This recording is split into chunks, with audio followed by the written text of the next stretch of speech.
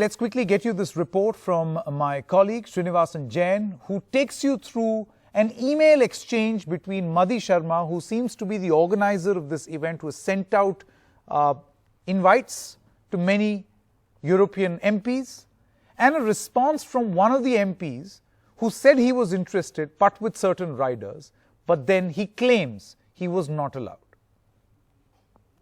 The government has said that this is a private visit and that they have nothing to do with it. But at least now some layers of who has exactly organized this visit are starting to emerge, and they raise more questions than they answer. So this is in main part because NDTV has accessed an email exchange between the organizers of the visit and one of the European MEPs, Chris Davis of the Liberal Democrat Party, who says he was bumped off from the trip because he demanded free and full access to the ordinary public in Kashmir. Now, the email tells you a lot. The email has been sent by somebody called Madhi Sharma, and she says she's writing to Chris Davis saying that she's organizing a prestigious VIP meeting with the Prime Minister of India, His Excellency Narendra Modi.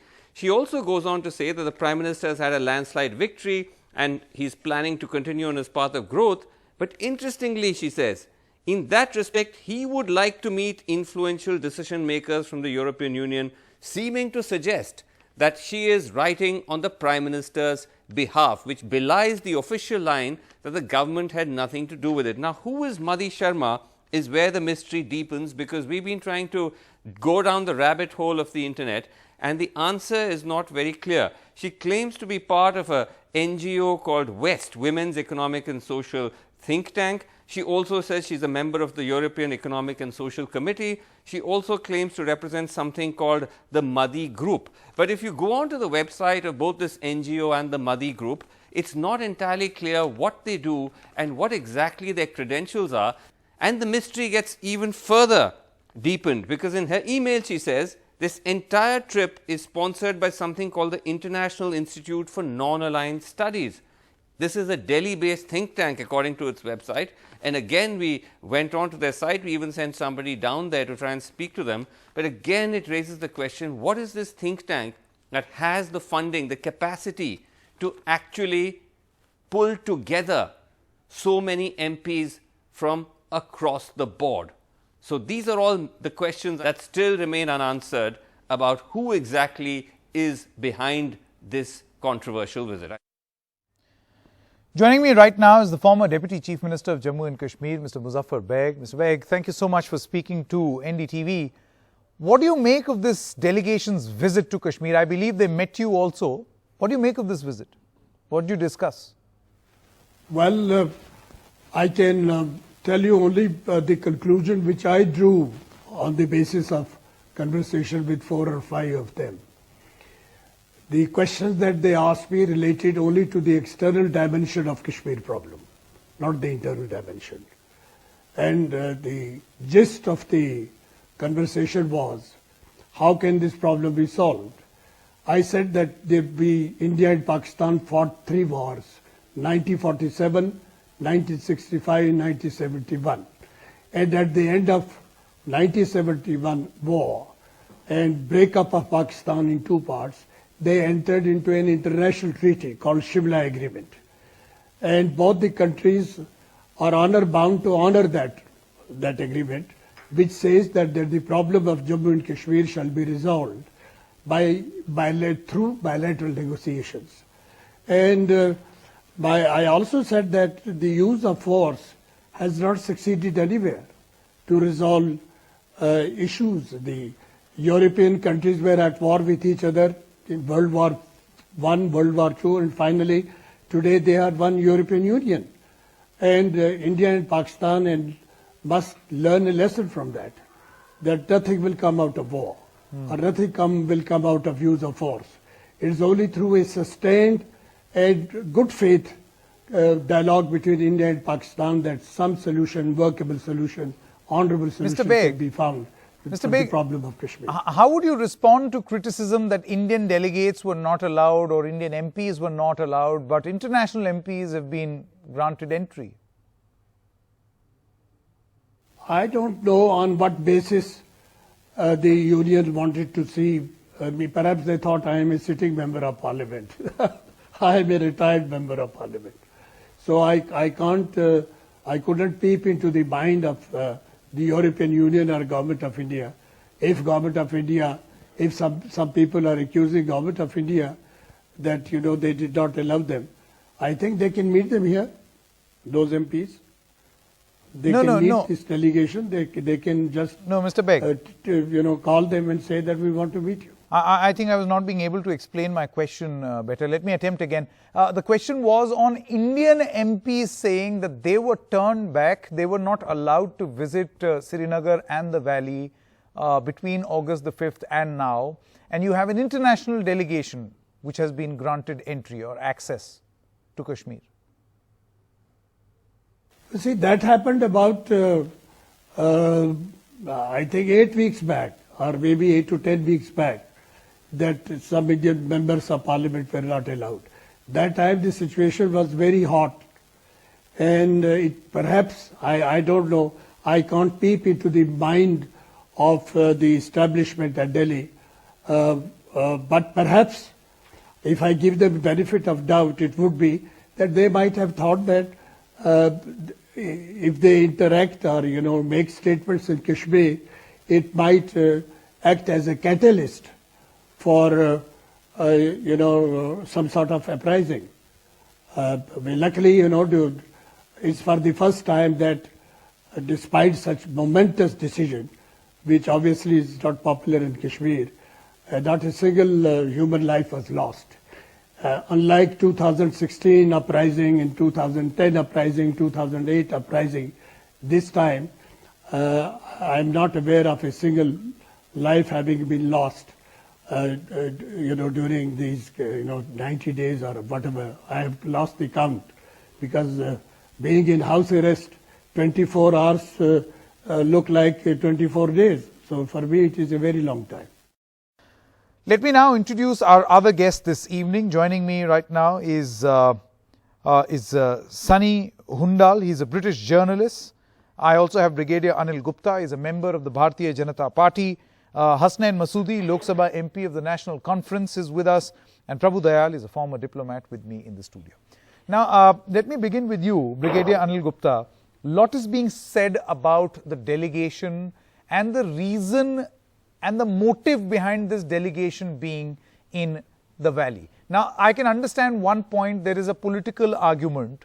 Why were people not allowed earlier? Indian delegates, why were they not allowed? I can understand all of that. That's a standard discussion. We've had that yesterday also. But who organized this event? That seems to be extremely controversial. Sanket, to my mind, we are missing the haystack for a needle. Who organized the visit is immaterial. What is the purpose of the visit? What the visit needs to achieve, and will it achieve that is what I think we should be discussing. These are the elected representatives. They are the members of European Union Parliament.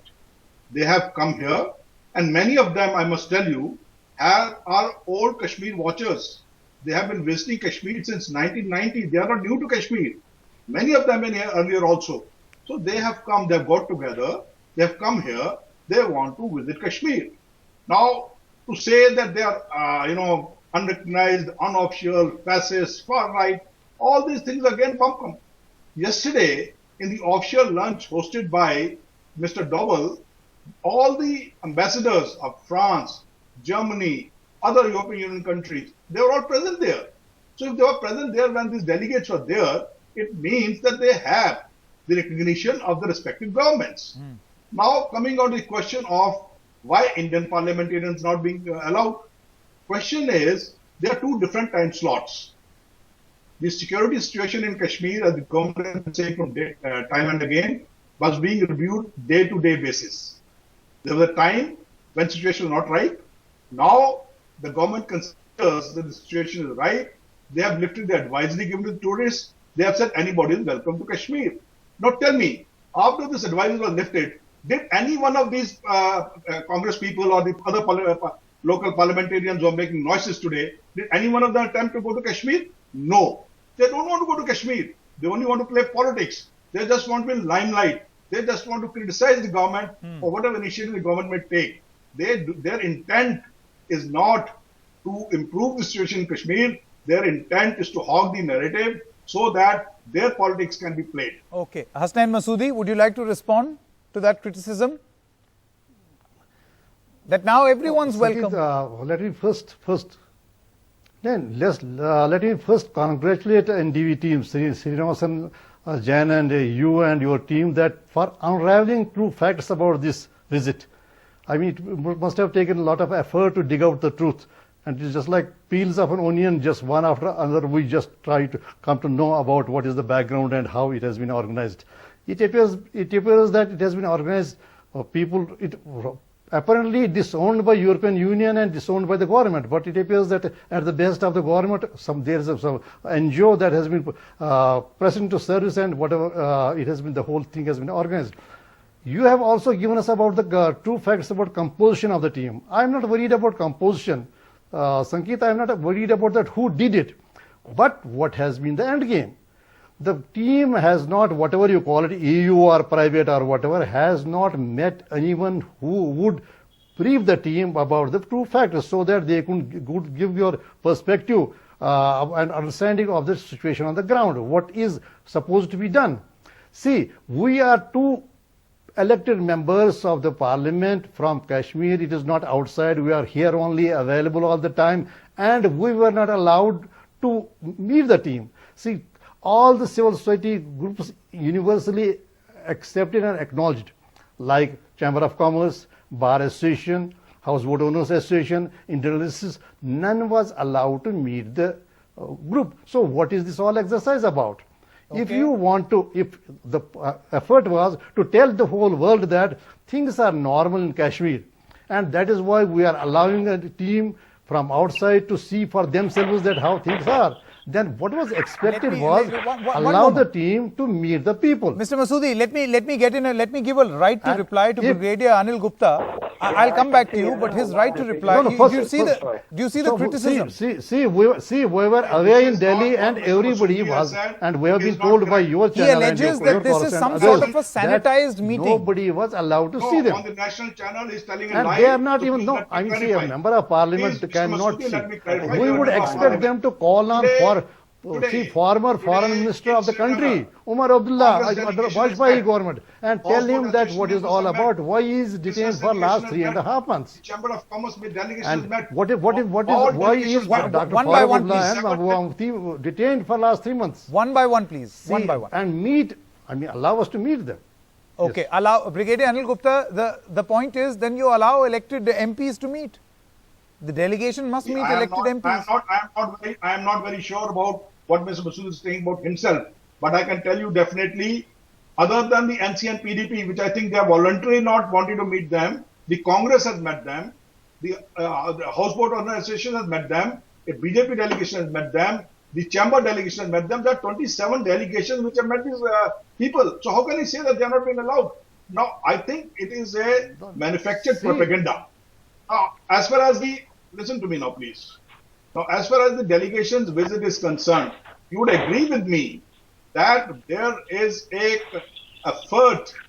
international effort by the Western interests to create a propaganda against India, and that propaganda needs to be countered. You see, as long as something is there, the perception, as long as it's an apprehension, it is an apprehension, but the moment it becomes comprehension, it's very difficult to change that. So therefore, the government is acting very rightly. Before this apprehension, what has been told about Kashmir becomes a comprehension. No, but then here lies an inherent assumption. One moment. Mr. Prabhu Dayal, here lies an assumption that these MPs are going to give an opinion which will be favorable opinion as far as the Indian government is concerned. Sorry, Sanket, please let me say so. You are trying to say something wrong. I have not said so.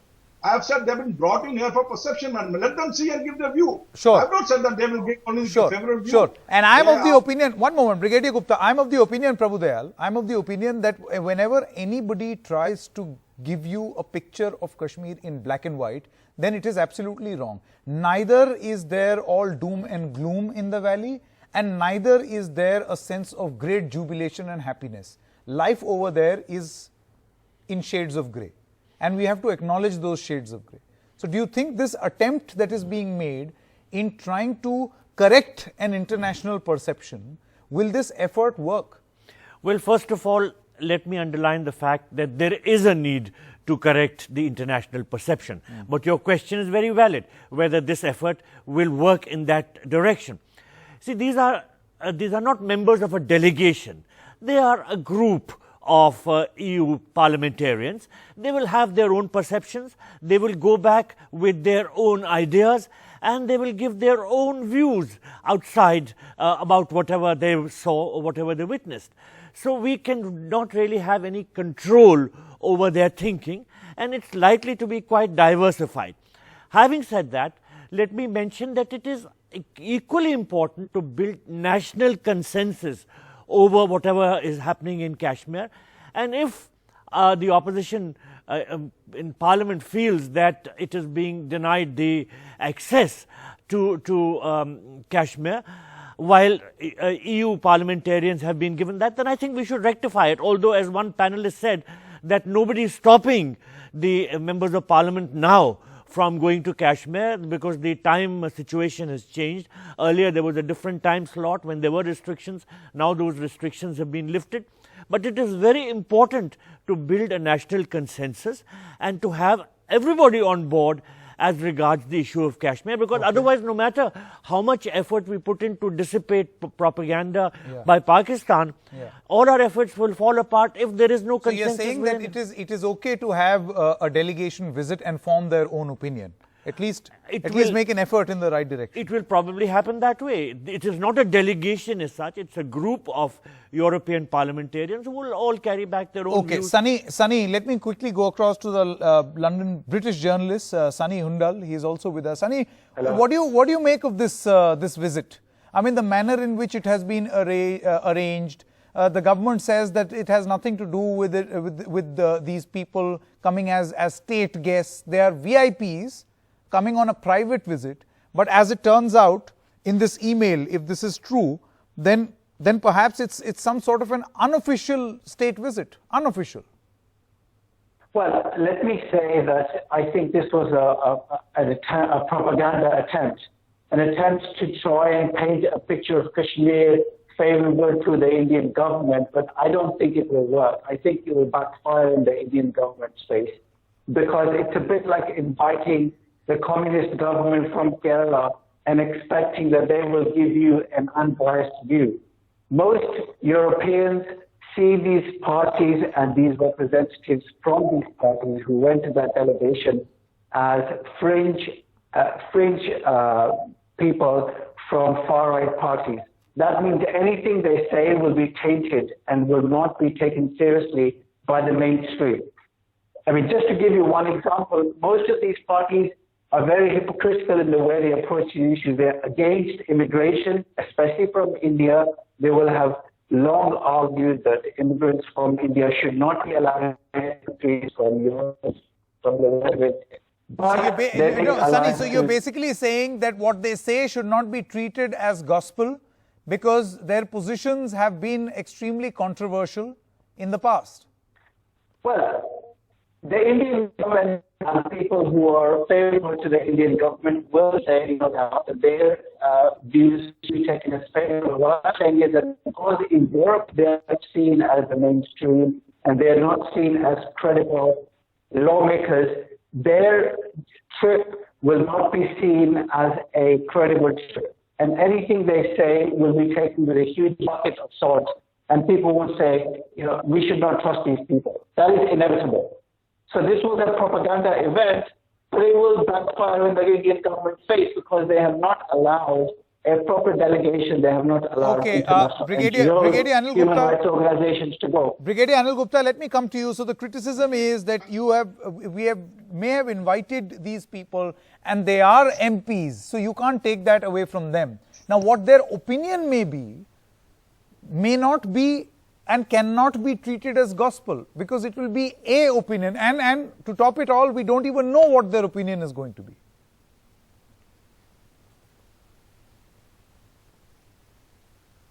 Brigadier Gupta, can you hear me? I believe we have lost that line. Mr. Masoodi, would you like to take that one? Sangeet, allow me to intervene. Sangeet, please allow me to intervene. Yes. Sangeet. Yes, Mr. Masoodi, please go ahead. Sir, if these are the perceptions about this whole group, so, and this is not allowed to go in an objective and fair way and meet people and have first-hand information. So what is the end game? What is to be achieved? What is the achievement of it? So this exercise is an idle formality and nothing, only to an eyewash. Now see, this group was expected to ask questions from the officers with whom they are expected to have met, to have a meeting. Say about juvenile detentions 150, about making the 13 women who just stood in a peaceful protest for a while, gag order for 1 year that they have not to speak on a subject, made to pay 10,000 rupees each. See, they were to ask the questions and they were to get the truth about it. Try to extract what are the true facts. Once they don't allow us to meet them, once they don't allow civil society to meet them, so what is the point in having this exercise? This becomes meaningless. This is not, at the end of the day, this is not going to do any good. Now, government wants to blow hot and blow cold. At times they own them, they throw up a party in their favor, and now Mr. Gupta claims that other ambassadors were there to give that official color. In the second breath, they say it's a private visit. So what are the true facts? Nobody knows. And what is the exercise? Nothing except a meaningless exercise, and it is not going to bring true facts about Kashmir. To the rest of the country, to the world. Right. Mr. Masoodi, thank you so much. Mr. Muzaffar Beg's next question that I asked to him was that we accessed an email trail from one of the organizers, Madhi Sharma, who seems to suggest that these are VIP guests and not state guests, and she seems to be speaking on behalf of the Prime Minister. This is what he said. This question can be addressed to the Foreign Ministry. They may be privy to the circumstances in which they came. But my impression is that these are some people who might have volunteered to come because they are interested in peace, and I think I got that impression they are interested in peace in the region. And whether they volunteered or they were invited, if they were invited, then the Foreign Ministry should be, this question should be addressed to the spokesperson of the Foreign Affairs Ministry. All right, Mr. Beg, my final question, how would you respond to the criticism of the opposition that these are right-leaning MPs, some of them far right, who are more likely to align with the opinion of the government or align their opinion with that of the government, which may be a little different from the situation on the ground? See, as a layman, I can tell you, because I don't know their background and I don't know the intricacies of the foreign diplomacy. But to me, they came across as very bona fide people who were interested to know from us, how did we look at this Indo-Pak problem, which basically is an Indo-Pak problem, and Kashmir is, the raw material. I think that, part of Kashmir is, Jammu and Kashmir is with Pakistan, part is with China, and part of it is with India. And virtually this state has been trifurcated. And, we hope that China and India don't get into a tussle on this, like Pakistan and India are at least there is a verbal fight going on between the two countries. And I, as an ordinary citizen and an ordinary resident of Jammu and Kashmir, I feel victimized. I think that India and Pakistan must find the moral resource within their own policy formulation. They should look into their hearts and souls, and so should Pakistan. Pakistan has to take an initiative by stopping cross-border traffic, which doesn't help anybody. It only aggravates the situation. So I as a resident of the state of Jammu and Kashmir, which will soon become a union territory, unfortunately, my appeal would be that the people of Kashmir should also introspect. But basically the ball is between the government of Pakistan and the government of India. It's they who are playing, I hope that, you see, I don't hold brief for anybody. I have been in house arrest, and so I don't owe any obligation to anyone. But I think Prime Minister Modi had taken a great step by going to Nawaz Sharif uninvited. All right. And within 15 days, there was an international crossing, and not Jammu and Kashmir, but territory which is not disputed at all. They were targeted. All right. Muzaffar Beg, many thanks for joining us on this broadcast. Thank you so much. Well, let's see what will come of this visit and what these visiting MPs are going to say about the situation in Kashmir, because they've been discredited even before they could form an opinion.